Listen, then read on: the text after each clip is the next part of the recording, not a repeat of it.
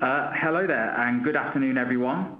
Thanks for joining us today and welcome to Cision's latest webinar. We're entitled today, Algorithms and Augmentation, the Future of Earned Media Measurement.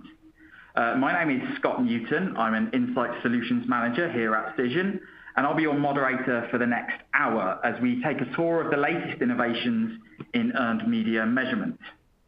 Now, if you can get past the Skynet-style scare stories and slightly apocalyptic predictions about robots taking everybody's jobs, you'll probably find that artificial intelligence is actually already providing benefits across almost any sector you can imagine.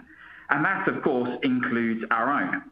That's why the latest AMEC summit, to be held next month in Prague, focuses on what we're calling the 3 A's: analytics, algorithms, and augmentation.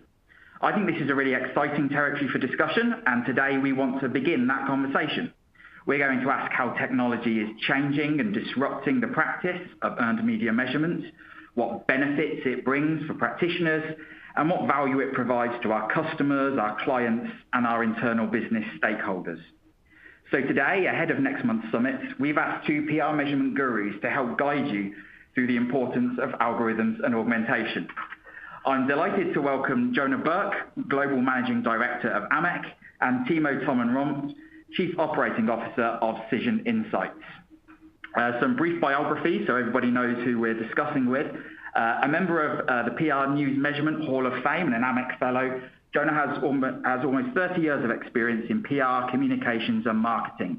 She's led PR and investor relations efforts at a Fortune 500 company and has managed regional and national business lines.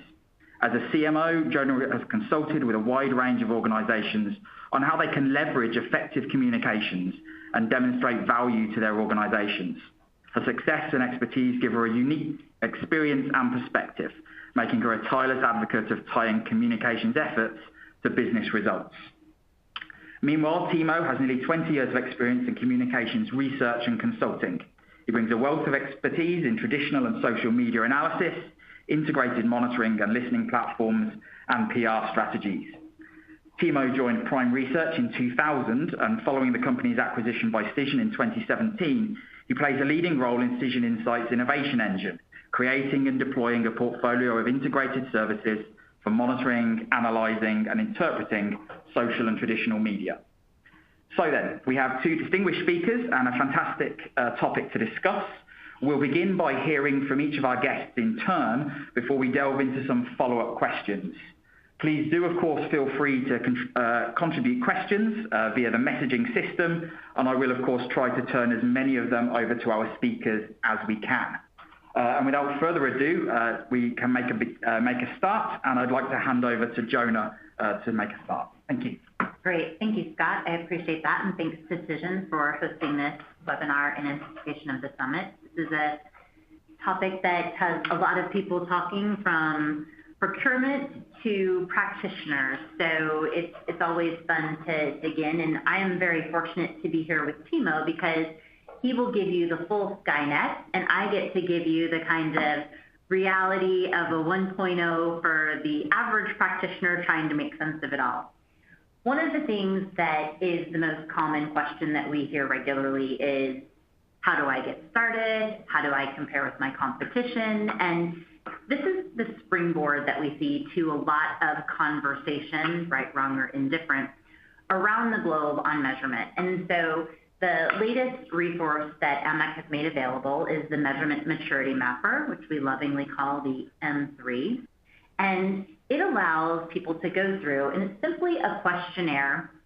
It'll take probably anywhere between 5 to 7 minutes, but it gives you the ability to go through, talk about what your current program is, answer these questions either for yourself or for your clients, and to understand how you're leveraging all the information within the PESO model. Once you've completed the questionnaire, it gives you your results. Sometimes that's scary. Those who like to be judged love this part of the questionnaire. And it's essentially telling you where you are on the overall scale and measurement journey. But that isn't where it ends, because we give you the prescription. So now if you're at a basic level, this is going to give you the prescription and resource of how you're going to be able to skill up if you're at a successful level, how you can go ahead and incorporate and integrate this into your overall program. And this applies for people who are trying to do this, in-house on their own, who are using great resources like Comms Cloud to be able to understand what is that next step. How are we going to be able to make a difference? Because when we talk about AI, there are two different types of AI. There's narrow AI, which is, your Google Plus, whatever is playing there on your system that can hear you, that can play music for you. And then there's general AI. Probably the only real case of general AI that we know of are these two famous hotels in Japan, which are fully automated, sans about 3 administrators that work the front desk behind all of the robots. And so when you talk about going full Skynet, I was raised in the 80s. That's mildly horrifying for me, to think that there is total surrender of control. And I think the good news is, which I'm able to sleep at night, is that we aren't really there.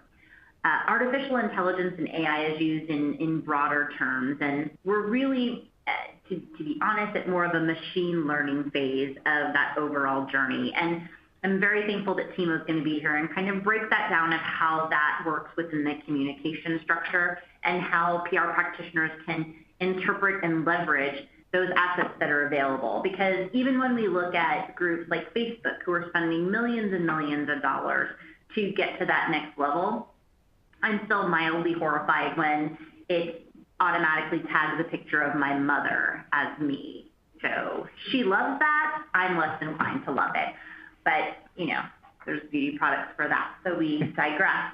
But I think understanding the scope of where you are, so when you're having conversations about what the implications are to your program, is incredibly important.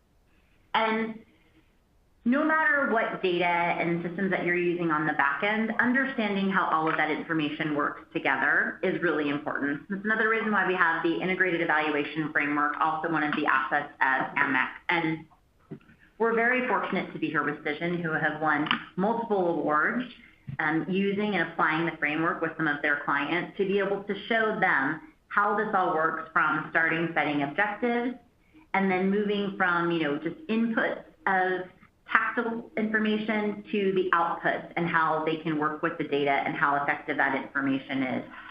And so this is an interactive form that is a PDF, so it's exported. And so as you go through this process, you can put in the objectives, you can put in the inputs that you have, and then it's going to show you what those elements are. One of the greatest assets that we have within the integrated evaluation framework that I think makes it easier for those people who are working with and servicing Comms Cloud customers is the taxonomy. And that is having a very basic and updated understanding of what the language is of all of these resources and all of these inputs. So when you're talking about impressions, you know that that is something that's a multiplier. It isn't something like reach, which is a more specific number that you're talking about because you have kind of those validated views. And so the better you understand that in preparing and planning within your organization, within your service provider, it makes you smarter about what you can expect and how you can set measurable and achievable objectives on the other end of any of your campaigns and programs. We talk about this as an integrated format, but there's still a lot of groups that are working on specific campaigns and such that are talking about this in a very narrow scope. And that's primarily around some of the earned media. And one of the most obvious areas that we see this and we see the importance of technology and being able to incorporate that is we're all sitting amidst a flood of information, right? Whether it's being bombarded with digital ads to having alerts set up for anything. And so it really is a matter of how all of that information coalesces. How does all of that information work together? And how do we get smarter as a result of seeing and working with that information? This is one of my favorite examples from the fall of 2018 because it does take a bit of a poke at North American journalism, so you're welcome. But in normal countries, this episode, which was fairly traumatic, I think, for the kayaker, we can all agree, it's still fairly straightforward that seal slaps the kayaker in the face with an octopus. Not exactly your regular day at sea. Until we moved to North American journalism, I don't know that we originated clickbait, but we certainly have perfected it. And now it's a seal slaps a man in the face with an octopus because nature never stops surprising. Well, there's a lot we don't know about nature, so I'm sure it's surprising us all the time. Or a seal slaps a kayaker in the face with an octopus because nature is completely unhinged. Or are we just amidst nature and so we are experiencing it from a first-hand view? My favorite, thank you Mashable, sassy seal accidentally slaps man across the face with an octopus. And I would contend, being from Virginia, that unless you've shared a sweet tea with this seal, you are in no position to discern if it is sassy or not. Yet, these are all elements that even in a keyword search that is a lot of the basis of information now would come up or wouldn't come up for certain people, because while sarcasm and irony still doesn't have a great interpretation when you're dealing with technology, I think there are ways that when you work with someone like ComsCon and they have all of this information that they're clustering, they are able to get smarter. Still couldn't tell us if that seal is sassy, but it can tell us a lot more about the overall index of information. And with that, I want to hand it back to Scott so that he can introduce you to Timo. Thanks very much, and thank you for the overview of the topic and of the work that AMEC is currently doing to help guide organizations through their measurement journeys. Of course, if you do have any questions and they arise during our speakers, do of course feel free to submit them through the messaging system and we'll return to them at the end. But before that, I want to hand over to Timo, who's going to look in depth at some of the ways in which algorithms and augmentation are shaping the practice of earned media measurements. Thank you, Scott and Johna. Thank you very much. First of all, before I show you, first of all, machine learning and AI, they're buzzwords and they're used everywhere. But potentially, and I can't predict that, it will lead to some disruptive new ways of the industry is working or not, but I can't really tell at the moment. What I can tell you is that we're already implementing or will implement soon little use cases where it will enhance or improve the ways we're doing media analysis or media monitoring today.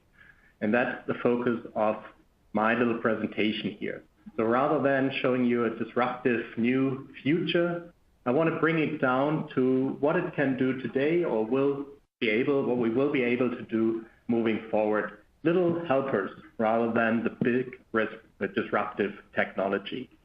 And when we try to summarize what's already in progress in our development, I found 3 areas. So first of all, we have these improvements based on machine learning AI in the analysis field. A lot of that is already automated or still with a lot of human touch to it. We can implement artificial intelligence and machine learning in the monitoring. So what kind of coverage we're looking at, how do we get that digital coverage, for example.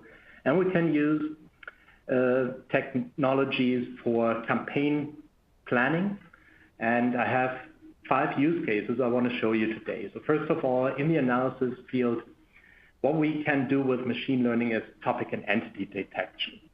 Right now, you need to know what you're looking at, what you want to analyze, and if you don't know that, you can't analyze it. Machine learning will help you to analyze what you do not know yet.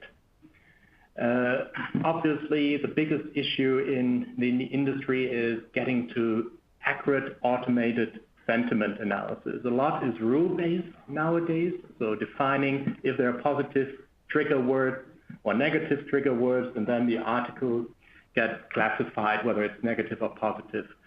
We know the challenges related to that, and in most cases it's not accurate. I think we're looking at 60 to 70% accuracy with automated systems. With machine learning, we can get to a higher level, although in the foreseeable future it won't replace human analysis if you want to have 100% accuracy. On the monitoring side, machine learning can help us to augment our search. So for example, or we'll give you examples later, but that's quite an interesting new feature to look for things you do not know yet. And it will also help getting the content moving forward. So a lot of digital content is captured with crawlers, machines, little robots, going through the internet, identifying what's relevant news content, and pushing it to the systems for automated analysis. And obviously, we only get good content if we capture the right content. And in order to get that, historically, we need to do a lot of programming for each individual site to identify what's relevant, what's not relevant, to separate news content from advertisements and from the imprint on whatsoever. Intelligent crawlers can now take care of answering the question what's relevant, what's not relevant themselves. And for campaigns, I think it's very important to know who you're targeting with your media campaign. And artificial intelligence can help you identifying the people you want to target. And on the other side, you can use a certain persona group, we call it smart persona, to make recommendations on the media you need to pitch to reach these people. And I want to give you short examples of those 5 use cases. So I've clustered or categorized the presentation in those 3 areas, and I want to start with analysis. And the first element here is really about entities, and we call entities all the organizations, the people, the countries, the topics you can find in an earned media article in any given text or a social media post. And so far, you need either have trained coders knowing what you want to analyze, knowing what an organization is. It's human, it's all manual, with all the disadvantages of that. It's slow, it's expensive. Or you have automation to identify entities in a text, which are limited in terms of that you need to program it. You need to feed the keywords, key topics, Boolean words, and if you forget something, if it's too complex, the tagging for entities in a text wouldn't work. Based on machine learning, we can get better results and more open, more flexible results. So what we're doing is, at Cision, we have annotators creating these training data sets. So usually you need around 10,000 articles you need to build a training data set where you annotate text elements, you tell the machine that this is an organization, that this is a person, and then later the machine can make prediction how likely it is that a new word is an organization or a person or a topic based on the experience it got through the annotation process in building the data sets. So if you have a fully trained system, we can identify topics, people, organizations, countries, and many more things in a text without specifically programming a certain tagging system. It will all do it by itself. But when you do it, then it's not yet structured. So for example, I have an example here, a certain message within an article.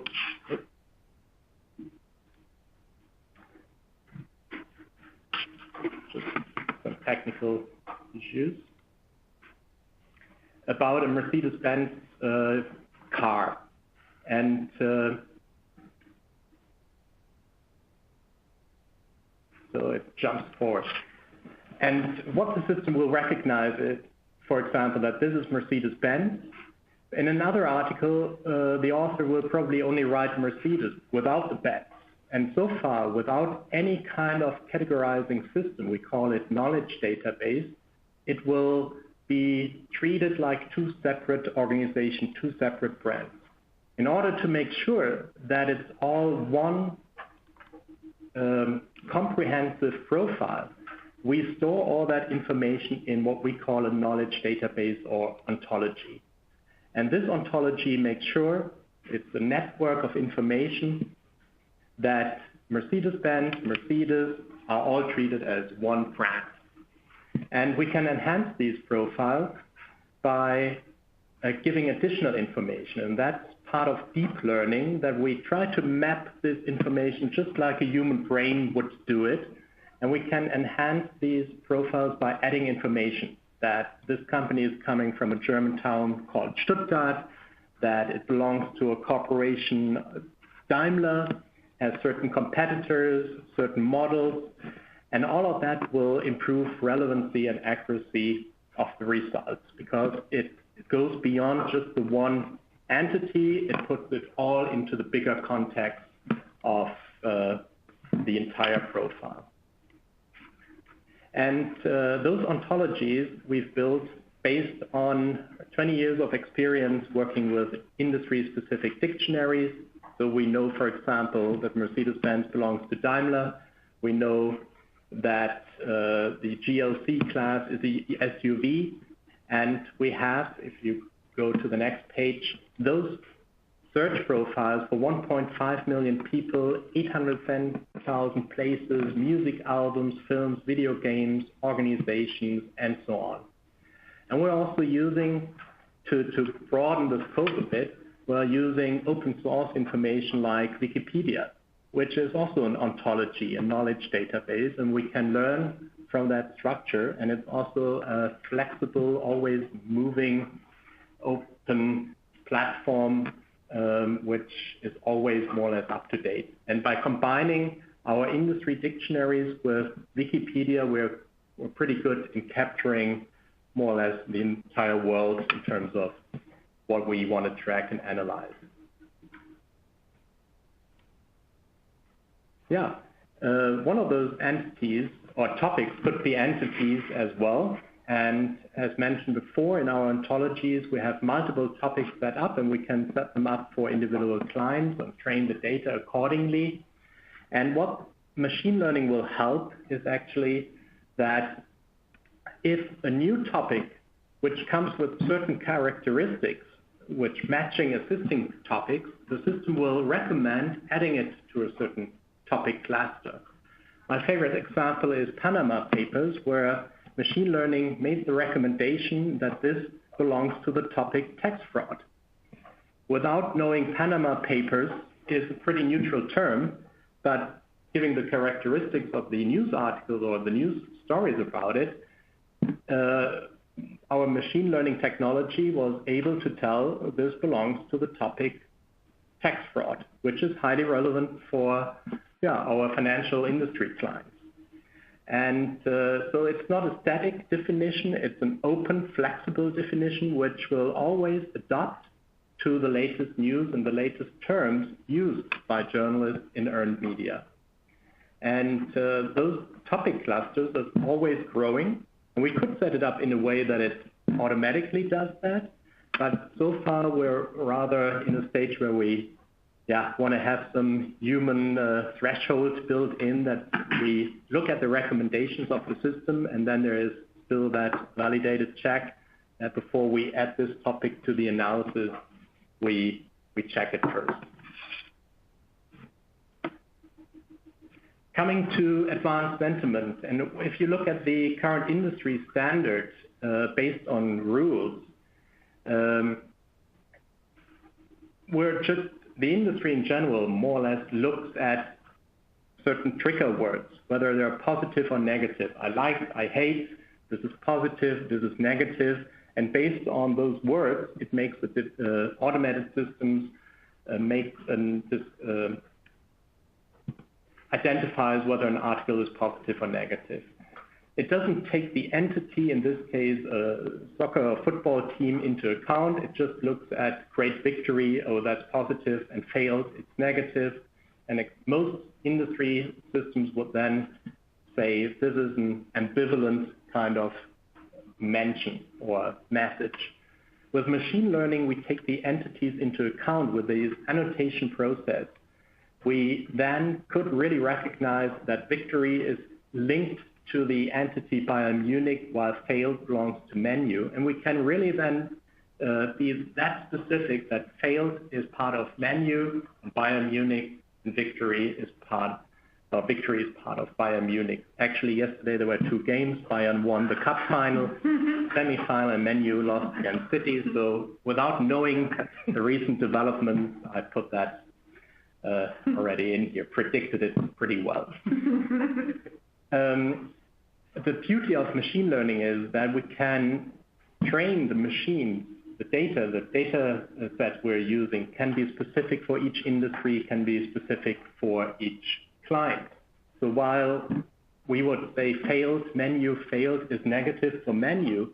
If Manchester City would be our client, we could train the system to identify failure and menu always as a good thing. That's very relevant because sometimes we have discussions with our clients whether a story is actually good or bad.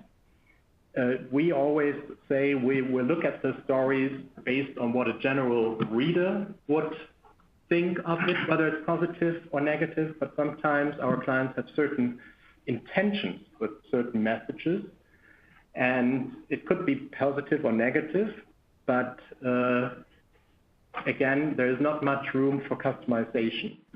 With training data sets, we can customize it toward the specific needs for each individual client.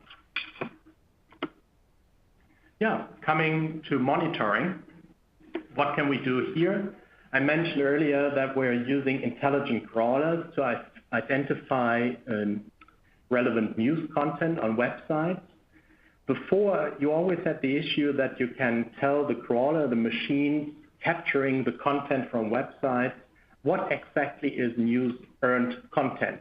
And you know on a website there's so much content which is not relevant. All the surroundings of an article with the links, with advertisement, and you manually have to go through each individual page to tell this is the article in that space, and please do not look at everything else. That makes the entire process of setting up news pages for crawling very time-consuming, and the minute a website changes the structure, the layout, again, you produce wrong results or the quality of your results go down. With machine learning, or artificial intelligence in this case, the crawler detects what is relevant because it knows from experience, from the way it learns from the past, what is relevant, and can automatically identify that irrelevant content shouldn't really capture it. It also follows links to news sources internally on the website itself and identifies that, for example, the imprint shouldn't really take into account because it doesn't do that on other websites either. Why should it do it on the new website? It learns automatically. Or it can make recommendations to other websites because it follows the links to other websites and identifies whether they can find or we can find relevant content on new websites. So it's a growing system. Again, it's still supervised. We're looking at those recommendations, but there are still people making decision whether or not we should add new sources to our monitoring. The other use cases for monitoring is what we call augmented search. I think Johna already mentioned that right now the industry standard is a free text or more advanced, the Boolean search. So if you want to learn what happened with Notre Dame in Paris, you put in the term Notre Dame and Paris, and you will find all the articles related to it. With machine learning and what I showed earlier with entity and topic detection, we can just put in the phrase, what's trending? And the system will then tell us Notre Dame, the cathedral in Paris, that's part of our ontology knowledge database, is currently a trending topic and will give us all the related articles to that topic. So you do not know what you're looking for. You can just look what's trending. Or more relevant for our clients, you can also just say, give me all coverage related to Mercedes-Benz SUV models. The articles themselves do not need to mention Mercedes-Benz as a brand. They do not need to mention SUV as a term, but we know that the GLC or the CL whatsoever car or SUV of Mercedes-Benz belong to that brand and is a product in that segment. That gives us new options in how we find relevant articles, relevant data in the end. So the last topic is really exciting. It's about the audience, trying to identify who you're actually reaching with your campaign. And before I get into it, I just want to do a little detour here. What we did at Cision with our impact product is that we're completing the communication cycle of Laswell, a famous communication researcher from the 40s. From an academic standard, he's probably not that relevant anymore, but for our use case today, it's perfect. What we're doing in the measurement industry is always trying to answer the question, who says what in which channel? This is classical questions, or these are the classical questions we're answering with our media analysis and with our media measurement. Who, the journalist or the social influencer, says something negative, positive about my brand, about my organization, in either print, online, TV, radio, or social. What we couldn't do in the past was really, who did we reach? Obviously, we could at the media data and see that the New York Times is primarily read by male, middle-aged, but not really on an article level. With impact, we can do that much more precise. And also, with what effect? What are these people doing afterwards? Did we activate them to go to our website to get more information or to sign up for newsletters, or did they buy or order our products on our website? This is possible with impact. This is a new product which was launched last year in America, and we're currently working on getting this launch ready for Europe. I want to focus on to whom, to the audience. And how do we do that? If you look at an online article, as mentioned before, an online article is surrounded by additional information. Most of it is advertisement.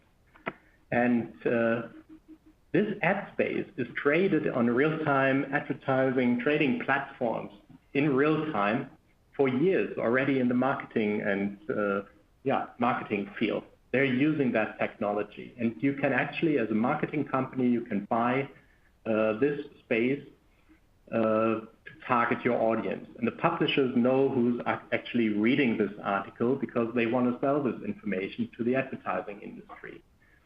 And if you accept the cookies, the more cookies you accept, the more the publishers know about you and the more they can, or the better sell the information to the advertising industry. What we at Cision did with Impact is that we plugged into that ad tech ecosystem.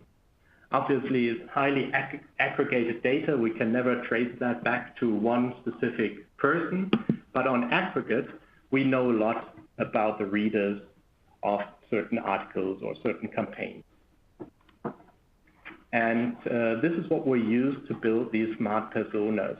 So first of all, we get information about your age, the country you're coming from, the gender, household income, status, whether you're married or not married, single, in a relationship, your employment, your education, your interests, and highly aggregated again. But using our AI-powered smart persona, we can then say the dominant persona in your news earned media campaign coverage was a young lady, 30 to 34 years old, speaking English, Portuguese, and Spanish. She's married, has 1 to 3 kids, and is a part-time employee, and she's interested in technology. That's the kind of outcome we can get through this analysis. That might be interesting, but even more interesting is definitely when you use that information to build your next campaign. When you, together with your marketing colleagues, identify what is the right target group for that campaign, what is the typical buyer of that product, and you can use that, build your own personas, and our system will then tell you what media to pitch to reach these people with what topics. And that will ultimately improve the efficiencies of your campaign or to your earned media initiative. That was pretty much, in a nutshell, elements of AI-powered technologies which are already in use at Cision or are going to be implemented within the near future. With that, over to Scott.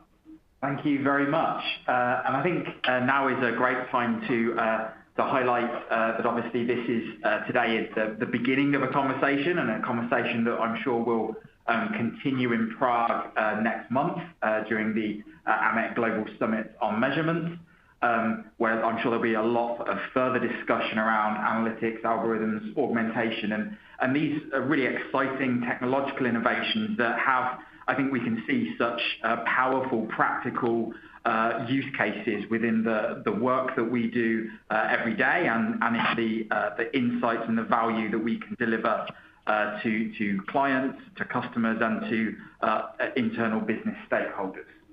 So what we're going to do now is move into a bit of a Q&A, and I'd love the opportunity to ask a few additional questions of our two guests.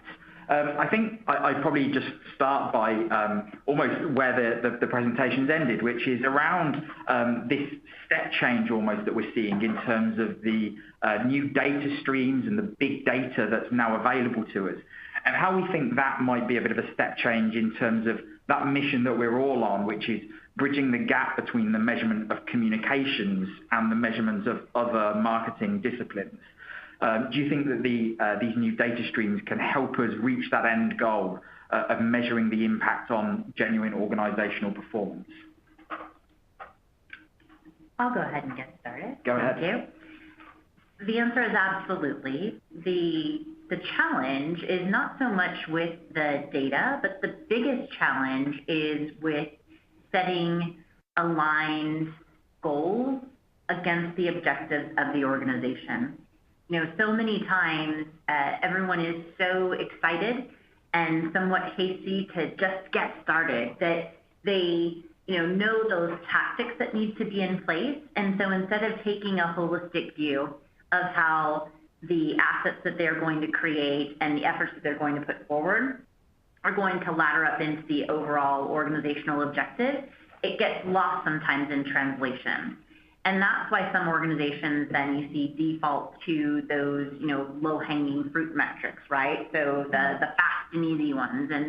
And that is deceptive because unless they are correlating those back into the overarching objective, they're really meaningless.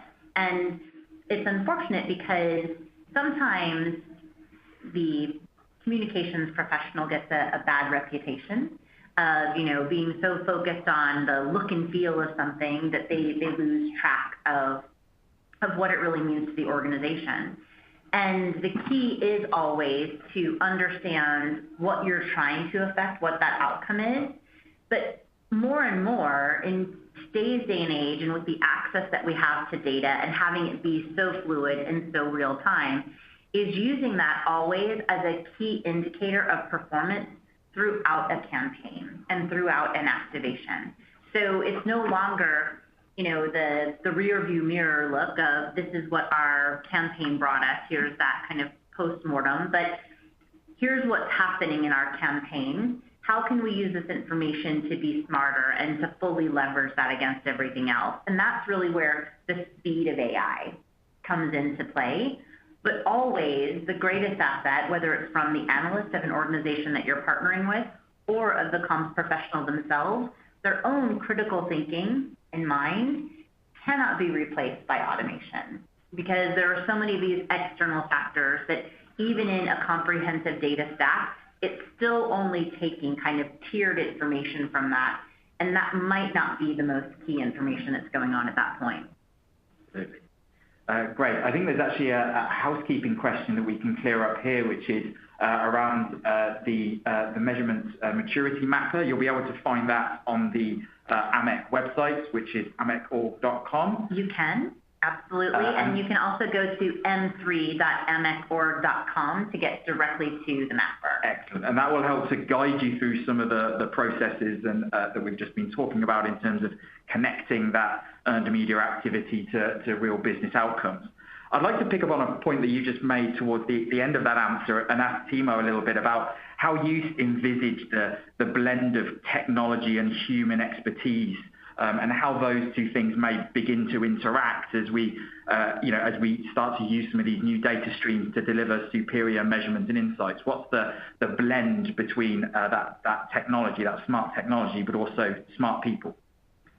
Yeah, I think at Cision we would be not very smart if we come up with new technologies replacing us, right? And the Cision Insights, it's the organization within Cision only having smart people interpreting the data, making recommendation on the data in order to improve or give our clients insights to make better communication or ultimately business decisions. And whether we have more data or augmented, faster, better data, it doesn't really matter. We need good people making sense out of it.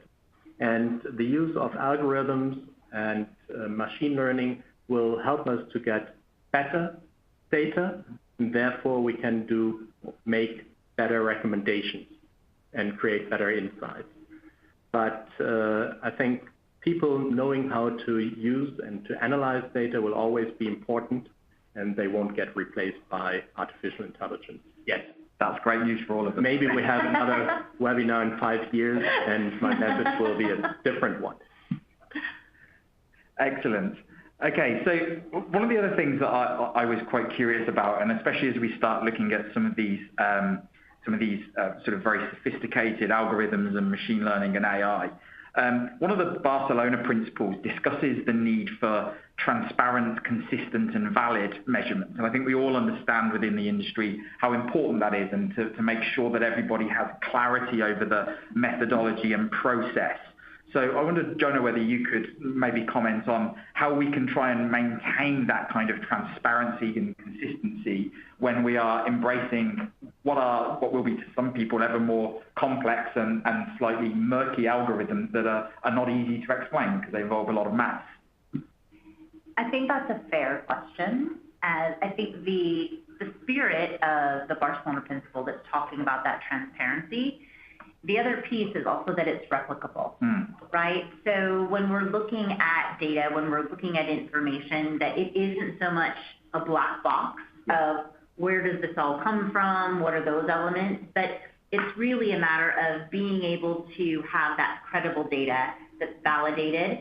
And more, I mean, you're seeing machine learning is helping that first layer of cleaning the data. Yeah. So it used to be in the Stone Ages, I've been doing this for a long time, that all of the information would come in this big thud, and then a human would go through and kind of qualify and certify all of that. So that transparency that you're seeing now, that first layer is done by a machine. And it's a matter of then being able to apply that across the board. And then I'm sure that there's still a matter of statistical sampling that we're using. So I mean, there's always going to be equations on the back end, and depending upon who you're working with, that's kind of the secret sauce, right? That depends on what the accuracy level is with what those outcomes and those results are going to be. But the algorithm itself and the machine learning itself is an aid to that process, but that alone doesn't make it a black box. Yeah. And as long as you're avoiding some of those things that you understand, so when you're getting unique visitor data, you understand the sourcing of that data, that's clear and transparent. That's the intention of the Barcelona principle, so that the benchmark stays intact, that the validation of that data isn't compromised as people transition or as the media landscape changes. As some of those other outputs, you then create a very clear trail to the incoming data, to the outcomes that are predicted and the insights that you're gaining from the information that's shared. I guess, Timo, your thoughts from a customer service and client service and partnership perspective on how we as practitioners can help guide clients through that process and ensure that people feel they have that. Couldn't have said it better than Johna did. But just to reinforce on that point, we can't give transparency on the algorithm itself. Yeah. Even if we would, nobody would be able to understand it, at least not a typical client who's not a data scientist.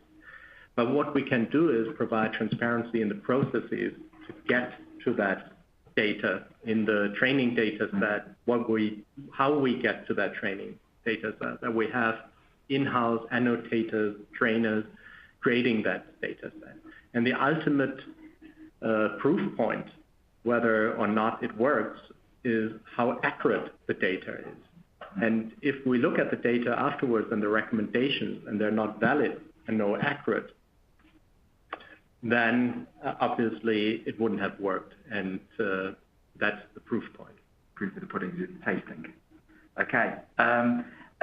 Excellent. I guess the final question that I had really thought about was around what we think the adoption challenges might be as we start to introduce new and different types of data. Obviously, AMEC has done a huge amount of work over the last few years in terms of building what we looked at earlier, these really rigorous, quite scientific frameworks which allow us to create a structure and a model by which we can measure what is still the art of communications. And so I wondered whether you had any thoughts on how that education piece will need to evolve moving forward as we start to embrace more technical solutions and greater use of technology. That's a great question. Thank you. I think what we see with the assets that we shared here and with the maturity mapper and with the integrated evaluation framework, the basis of those is that they are sustainable, right? When you're inputting strong objectives that are correlated to business outcomes, understanding that customer journey and that map is a process. It's fairly linear. Yeah.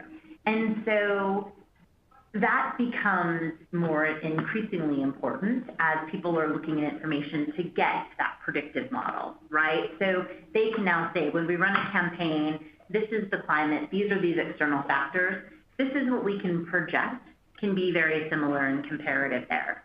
And while technology is always changing, the ecosystem of an organization is very much alive, and that's very nuanced from business to business. And so there is no silver bullet. And so that's one of the great things about AMEC is that being a global trade association, we get input. We get a lot of input from all over the world. And so when we look at different markets, from very mature markets to developing markets, it's understanding the spectrum that the resource needs to cover and how we can be there as a support and as a good predictor for the practitioner, for service providers, to figure out that good kind of Rosetta Stone appeal of translating in layman's terms some of these things that are going on in the background, but to always look at the end of the means is to be a solid communicator with performance metrics that we're looking at that are demonstrating the value of communications, and that it goes and speaks to, it isn't the art and the science and it's this delicate balance, but that it's always learning, right? And that's one of the great things about having one of the charters of AMEC of being education is that the minute people get sedentary and set in their ways and stop learning about developing technology, about understanding, what those implications across the board are to their organization, that's the depth of communications, not so much, understanding the dynamics and the split between the art and the science. And I guess, Timo, a sort of a final question of you then is just about how you see the role of the practitioner in helping to use that Rosetta Stone, as it was quite neatly put, in terms of ensuring that we're translating data and technology and findings into genuine insights and ultimately helping to advise customers, advise internal business stakeholders. Mm-hmm. I think it doesn't really matter whether you use small data or big data or metrics in the end. It's about context. And we as consultants put that data into context, a historical context in terms of are we doing better than before, better than our benchmark, are we hitting better than what our targets were? I think we need to identify context information, and this, no matter whether it's big data metrics or smart data metrics, only through context and our industry knowledge, the environment our clients are in, we can then create insight. Great. Okay, wonderful. And I think that's a really nice way for us to begin wrapping up. So I know that this conversation will continue in depth at the AMEC Summit next month in Prague. All that remains for now is to thank our participants. So thank you to Johna and to Timo for taking the time today to provide your insights on this discussion. And thank you as well to everyone listening now or listening later for joining us. We look forward to that conversation continuing. Thanks once again for joining us, and I hope everyone has a great afternoon.